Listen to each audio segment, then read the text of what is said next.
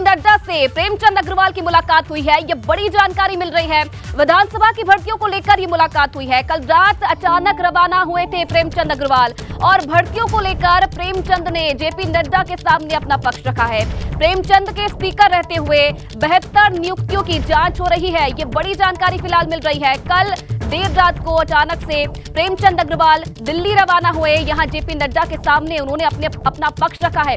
जब से विधानसभा घोटाले की बात सामने आई है, विधानसभा भर्ती में घोटाले की बात सामने आई, उसके बाद से लगातार प्रेमचंद अग्रवाल भी सवालिया निशाना, इन पर सवाल उठ रहे थे और उस पर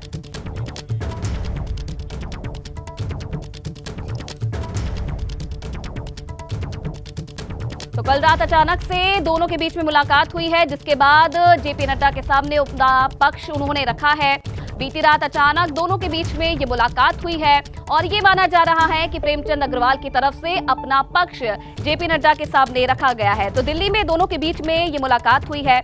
अचानक से दिल्ली रवाना हुए थे। ये माना जा रहा था, ये कहा जा रहा था कि तलब उन्हें किया जा सकता है दिल्ली, और कल अचानक से रवाना हुए दिल्ली के लिए। और ये कहा जा रहा है कि जिस तरीके से विधानसभा भर्ती घोटाले में प्रेमचंद अग्रवाल का नाम आ रहा है, उसे लेकर अपनी तरफ से प्रेमचंद अग्रवाल ने अपना पक्ष जेपी नड्डा के सामने रखा है।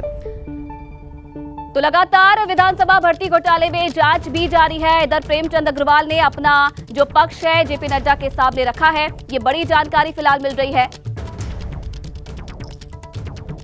फिलहाल इस खबर पर और ज्यादा जानकारी देने के लिए अविनाश तिवारी इस वक्त सीधा लाइव हमारे साथ जुड़ रहे हैं। अविनाश, देर रात को अचानक से प्रेमचंद अग्रवाल को दिल्ली बुलाया जाता है, उसके बाद ये भी जानकारी मिल रही है कि जेपी नड्डा के सामने अपना पक्ष उन्होंने रखा है। और क्या कुछ जानकारी मिल रही है दोनों के बीच हुई इस मुलाकात से?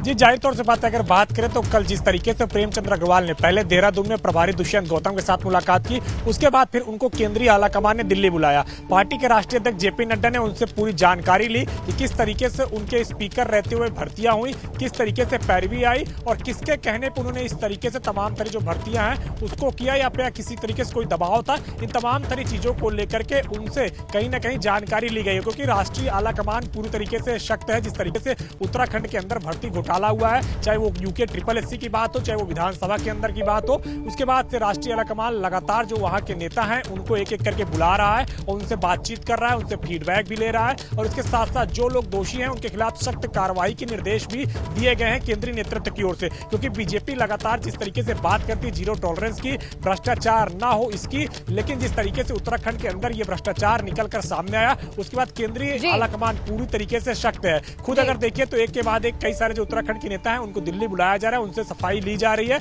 और चलिए बिल्कुल अविनाश, कहीं ना कहीं मुलाकात के कई बड़े मायने भी निकाले जा रहे हैं। बहुत धन्यवाद आपका तमाम जानकारी देने के लिए। तो देखिए, दिल्ली रवाना होने से पहले प्रेमचंद अग्रवाल की देहरादून में भाजपा प्रदेश प्रभारी दुष्यंत गौतम से मुलाकात हुई थी और इस दौरान उत्तराखंड विधानसभा की नियुक्तियों में गड़बड़ी को लेकर बातचीत हुई। कहा यह भी जा रहा है कि प्रदेश प्रभारी दुष्यंत गौतम ने प्रेमचंद अग्रवाल से इन नियुक्तियों को लेकर फीडबैक लिया था।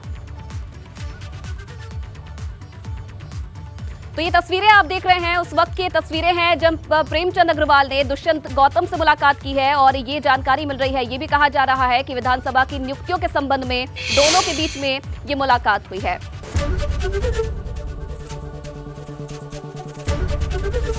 एबीपी गंगा, खबर आपकी, जुबान आपकी।